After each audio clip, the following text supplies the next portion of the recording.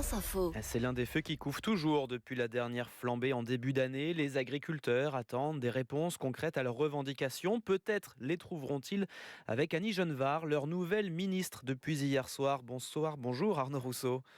Bonjour. Président de la FNSEA, avant de nous dire ce que vous attendez d'Annie Genevard sur sa personnalité, ancienne prof de français, implantée dans le Doubs, figure des Républicains, opposée au traité de libre-échange entre l'Europe et le Canada, vous avez un a priori plutôt positif ? Écoutez, ce qui nous intéresse, ça n'est pas le CV d'Annie Genevard, mais ce qu'elle va être capable de faire dans les semaines qui viennent. Vous savez, on a attendu un Premier ministre pendant 2 mois, un gouvernement pendant plus de 15 jours. Or, le monde agricole a besoin maintenant de décisions urgentes. Et donc, on a aujourd'hui une ministre de l'Agriculture. Et ce qu'on attend d'elle, c'est évidemment qu'elle soit capable très rapidement et urgemment de prendre des décisions concernant la trésorerie, des décisions concernant les aspects sanitaires et ce qui se passe sur la FCO. Et puis après, comme vous La l'indiquez, fève catarrhale, être ovine. exactement. Et puis ensuite, comme vous l'indiquez, être capable de reprendre le fil du réglementaire, parce qu'il y a des engagements qui ont été pris auprès des agriculteurs au printemps.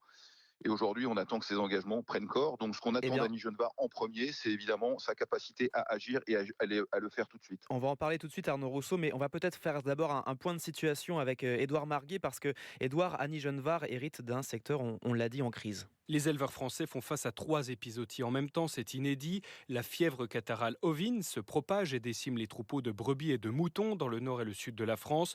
Les représentants du monde paysan estiment que les vaccins n'arrivent pas suffisamment vite. 11 millions de doses ont été commandées par l'État pour lutter contre cette maladie dite de la langue bleue transmise par un moucheron piqueur, insecte vecteur d'un autre virus qui concerne cette fois les vaches, la maladie hémorragique épizootique qui se répand dans l'Ouest. Les autorités ont commandé de quoi vacciner 1 million de bovins sur 18 millions, insuffisant selon la profession. Et puis il y a toujours la menace de la grippe aviaire avec 2 foyers découverts en Bretagne cet été. Mais la situation est pour l'instant maîtrisée, assure la filière. Et puis il y a aussi les mauvaises récoltes de l'été. Les céréaliers enregistrent leur pire moisson depuis 40 ans. Les récoltes de blé sont en recul de 26% en raison de la météo. C'est ce qu'ils exportent en dehors de l'Europe chaque année. Il y a aussi les vendanges qui s'annoncent en repli de 18% dans un contexte de crise du vin. Le gouvernement précédent a d'ailleurs lancé un nouveau plan d'aide pour étendre l'arrachage des vignes pour produire moins. 5% du vignoble est concerné pour 120 millions d'euros. Pour tous ces dossiers, les principaux syndicats demandent la mise en place d'un PGE agricole, un prêt garanti par l'État. Sur la PAC, enfin la politique agricole commune, la Commission européenne autorise les pays membres à relever les plafonds de versement. La France doit l'appliquer sans délai, demandent les représentants, qui espèrent recevoir les premières aides pour l'an prochain, le 16 octobre. Si rien n'est fait, les actions reprendront, menacent tous les syndicats, FNSEA, Jeunes Agriculteurs, Confédération Paysanne et Coordination Rurale. Merci Édouard. Arnaud Rousseau, président de la FNSEA, vous êtes toujours avec nous. Vous confirmez, les actions peuvent reprendre d'un jour à l'autre ? Oui, on l'a indiqué, et évidemment, les mêmes causes produisant les mêmes conséquences. Le monde agricole est encore sur sa fin, et comme je vous l'ai indiqué, ce qui compte, c'est que des décisions urgentes soient prises. Des promesses avaient été faites au monde agricole, un certain nombre d'entre elles n'ont pas été tenues. La loi Vous parlez qui de quoi très était... concrètement ? Écoutez, je parle évidemment des prêts de trésorerie. Vous savez, le précédent ministre avait dit qu'il y aurait un accompagnement de la Banque publique d'investissement. Ça n'est pas le cas. On avait promis que dans la simplification, on aurait des contrôles administratifs uniques. Ça n'est pas le cas.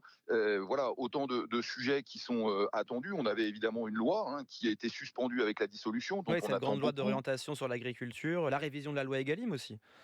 Absolument, la révision de la loi Egalim, autant de sujets qui sont très attendus dans les exploitations agricoles où, vous l'avez indiqué dans votre reportage, si les aspects structurels ne sont pas remplis, la conjoncture est extrêmement difficile, dans l'élevage évidemment, dans les grandes cultures, dans la viticulture. Voilà, tout est fait pour que ce soit explosif. Et puis, nous observons que le climat politique est très incertain. Et donc, ce qui nous intéresse, nous, c'est la capacité à agir de ce nouveau gouvernement et de cette nouvelle ministre pour qu'encore une fois, dans les prochains jours, on puisse le faire en France. Et puis, il y a l'aspect bruxellois, parce que beaucoup de décisions agricoles se prennent à Bruxelles. Et donc, on aura besoin d'une ministre qui investit à Bruxelles rapidement. D'abord, pour faire en sorte que le Mercosur ne soit pas signé.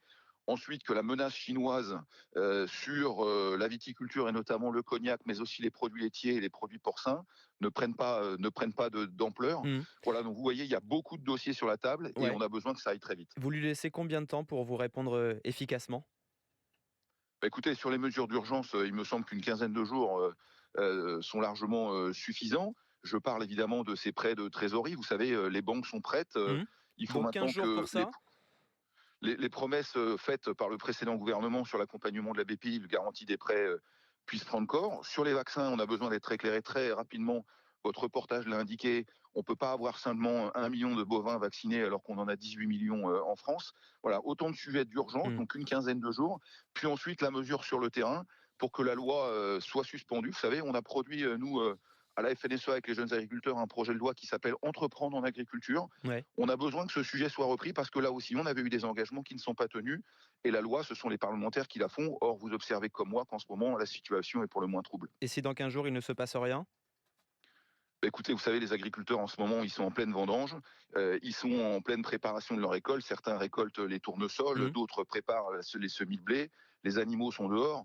Donc là, à très court terme, on va commencer à avoir un certain nombre d'actions. Mais ce qui est sûr, c'est qu'à l'automne, une fois que les travaux seront finis, si rien n'a bougé, encore une fois, les mêmes causes produisant les mêmes conséquences, Ouais. tout porte à croire qu'on sera de retour. Merci beaucoup Arnaud Rousseau, président de la FNSEA, pour votre réaction sur France Info ce matin. La nomination d'Annie Genevard à l'agriculture, vous l'avez dit, hein, vous lui laissez 15 jours pour répondre aux mesures d'urgence que vous attendez, notamment en termes de trésorerie face aux mauvaises récoltes de l'été et puis pour ces vaccins concernant les différentes épidémies qui touchent en ce moment les animaux en France, les animaux des agriculteurs. Je parle notamment des brebis, des moutons ou encore des vaches qui sont touchées notamment par la fièvre catarrhale.